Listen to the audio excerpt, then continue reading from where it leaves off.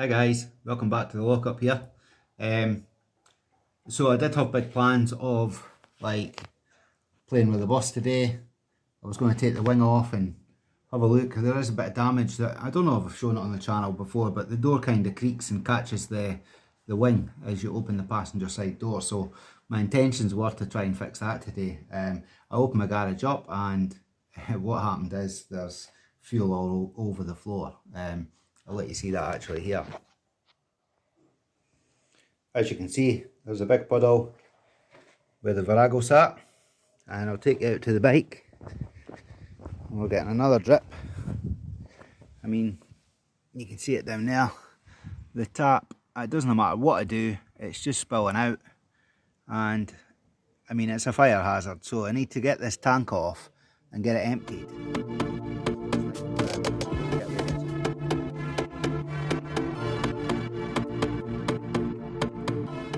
Now I knew that the tap was suspect, but I thought that it was only leaking when it was put to like a certain point on the rotation of the tap, but now it's just totally given up. So obviously the gaskets inside that tap have perished.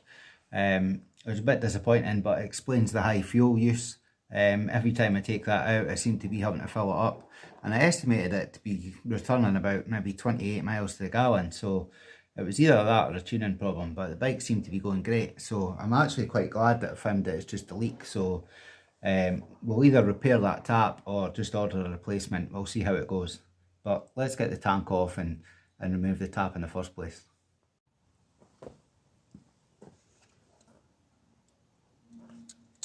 So the first thing we have to do is take the seat off, and to do that you have to take these side panels off. And what it is on this bike is there's two 10mm bolts. There's one on either side of the seat. It has got a bracket that kind of goes in with a bolt on either side. Fairly simple, so obviously side panels just pop off just like any other bike.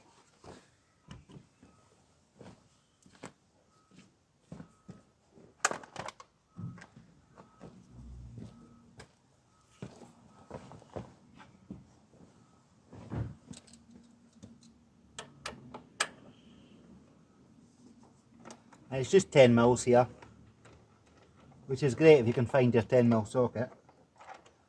Fortunately I did today.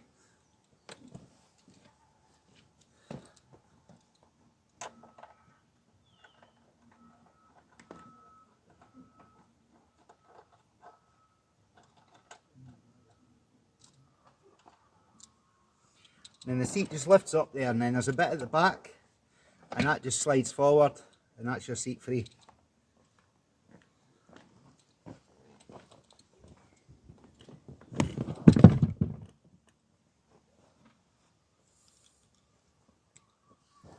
So because this has been leaking, I don't actually know how much fuel's left in it, so I'm just going to take a wee look.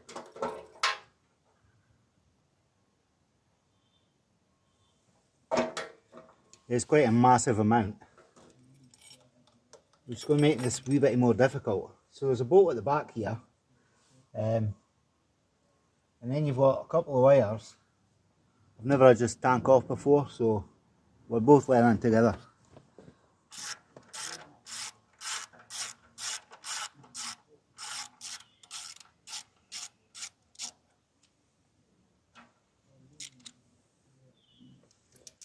Right, when you're taking all these wee bits and bobs off, guys, that's obviously the retainer for the rear of the tank. Try and keep it all in a safe place, because the amount of times I sort of take things apart, and then I'm looking for the bits that I've just taken off, and I've laid them down, and it's always difficult to find them. So yeah, it's always kind of important. Just put them down methodically, and then you'll be able to put it back together so much easier.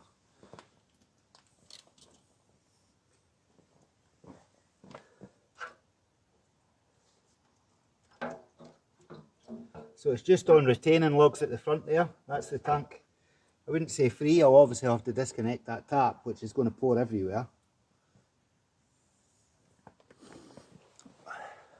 Also guys, before taking a fuel tank off, obviously there's nice pretty paint there. Get yourself something like this. It's no boiler suit that I'm using, just somewhere soft to put it down.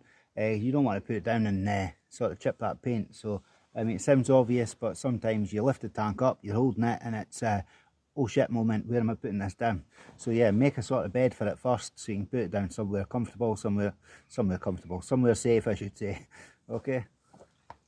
Right, so I've got myself a wee jerry can here, and what I'm going to do is I'm going to take the hose off the tap. It's obviously just pouring through because there's no closure on that tap now, so excuse the outside of this, it's just been sitting in the lock up there. We'll get some of the fuel, hopefully catch it all in this. I don't know how much is in there, it looks a lot, but hopefully this will be enough. There is a wee dribble already, but there is some space, so could be quite messy. It also could be a disaster, so I'm going to turn you guys off here while I do this. Right guys, there was a bit of spillage, I've got some on my knee. This is now full, so at least I've got some to put in once I change the tap, just enough to get it up to a fuel station. I've got the tank off, there is some still in there. There is still some in there like I say, but we will need another fuel tin to empty it completely. I'll let you see where it sits. So like I said, make somewhere that it can lie down.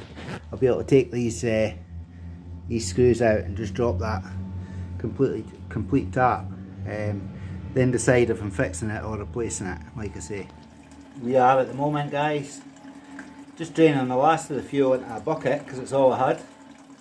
So we'll use this fuel that's in this bucket just to petrol wash stuff. I will be using some petrol to wash stuff on the van later on this afternoon, so that excess fuel will come in quite handy anyway. It works as a decent degreaser. Right, so I've got most of the fuel out, and it's pretty simple now to just basically get a decent screwdriver and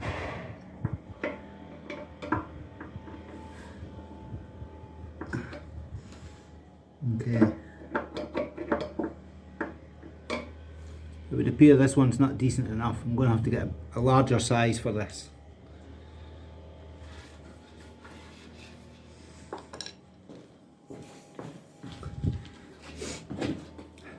Right guys, so what I've opted for is one of these sort of ratchet type screwdrivers. It's got quite a large head on it. The last thing I want to do is kind of chew up these screws. So I'll make sure that's not going to work either because you can't get into it with the head of this. So I'm going to have to give this a little bit of thought because my tools, the tool that I need for this is a fat headed screwdriver, crosshead, and I'll let you see the size of it. I kind of need, don't know if that's going to focus there, but quite a large head. But I need it on something like that. Right guys, so perseverance is key. This one here, really fat head on it. This has come out of one of the Yamaha toolkits that I've got. The only problem is I can't get the strength on it to turn. So what I'll do is I'll get a set of mole grips, and then at least I'll be able to clamp them on and get these screws out that way.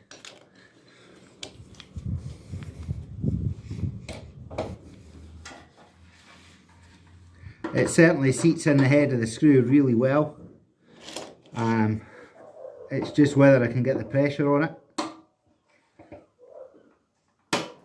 So that's one of them, no bother.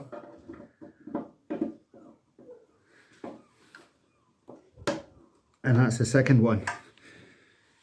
So sometimes you just have to give it a wee bit of thought guys, and that's what this channel's all about. It's just, it kind of helps me think, and hopefully my solutions will help you guys as well.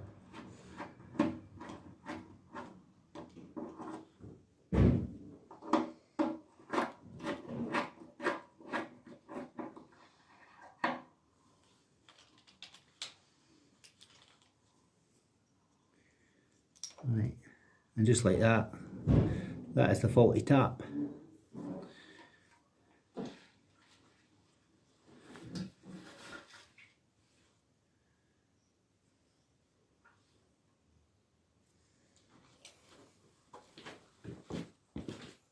Right guys, so I've got a little bit of a dilemma. This here, this is the tap that's come off. Obviously that's the tap side there that you see when you're like turning it for the bike.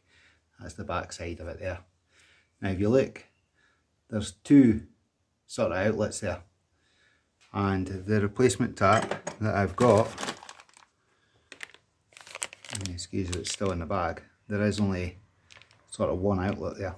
Now I don't know if that's maybe just the tap for a 535 and not the 750 or what. I'm going to have to go online and have a wee look. I might have to send this one back and order another one.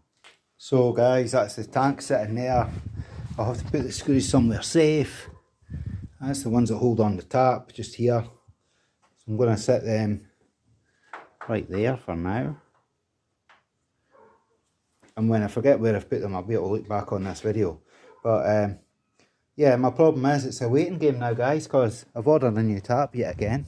Hopefully the right one this time. Until then, I think we'll just pop this away and I'll go do other things. Right guys, so it's a couple of days since I was last here at the XV750 Virago. And as you know, we had this fuel tap here, didn't have the right outlets. Chinese type of fuel tap, quite cheap, probably £26, £27 or something, on a very popular auction site. But this time we went for a proper Yamaha part. It's in the box here. I didn't want any like other mistakes. I didn't want something turning up that I couldn't use. And the weather outside's absolutely beautiful. Kind of just want to get out on this for a wee ride. So we've got the proper tap here. It'll be a fairly simple fix. We'll just fit that and get some fuel in her and away we go. So yeah, let's get it on.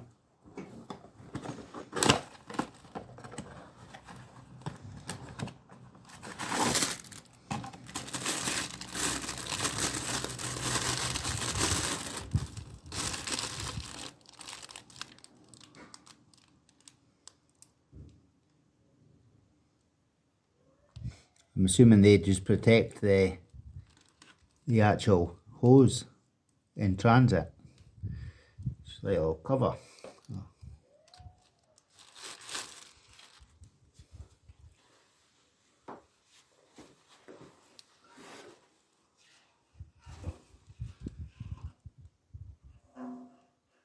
And I think before I put this on, I'll give this a wee bit of a clean, just where it mounts onto the tank.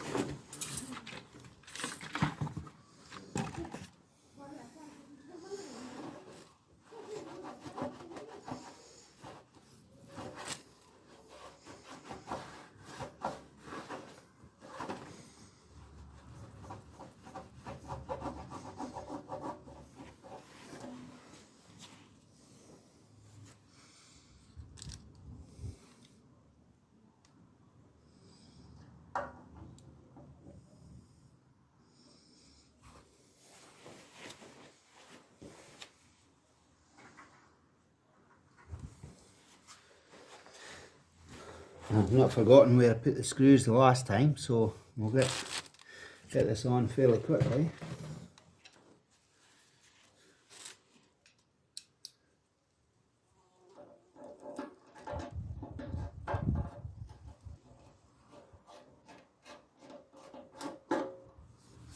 Now obviously you don't want to over tighten one side when you're doing this, because inside the tap where it sits onto the tank, there's obviously a rubber gasket just to stop any leaks where it mounts on. So if you tighten up the screws kind of in sync with each other, just to stop any sort of pressure on one side of this as it mounts.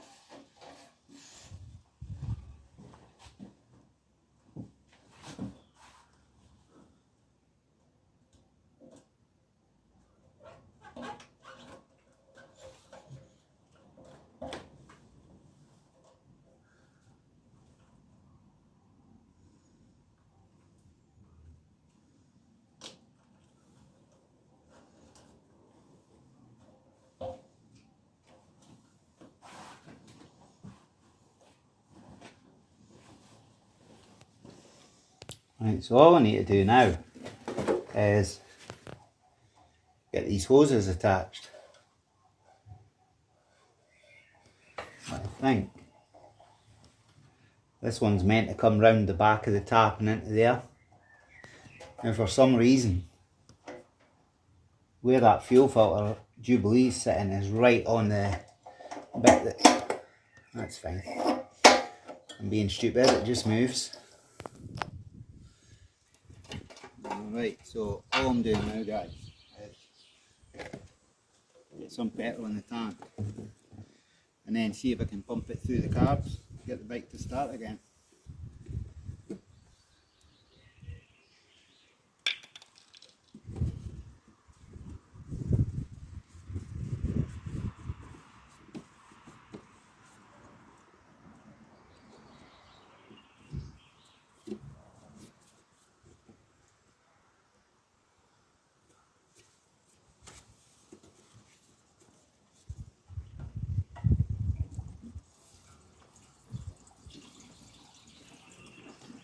Right.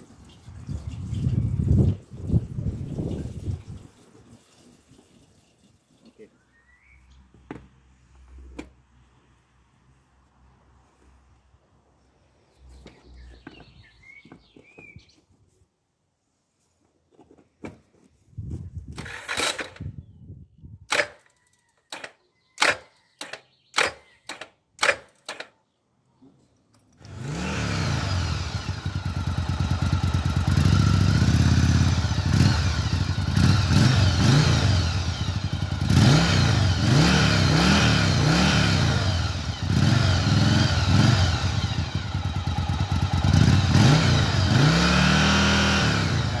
That tap fitted.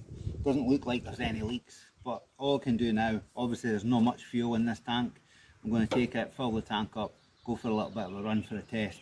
But for now, I'd like to thank you all for watching. Please hit the like and subscribe, and we'll see you on the next video. Bye for now.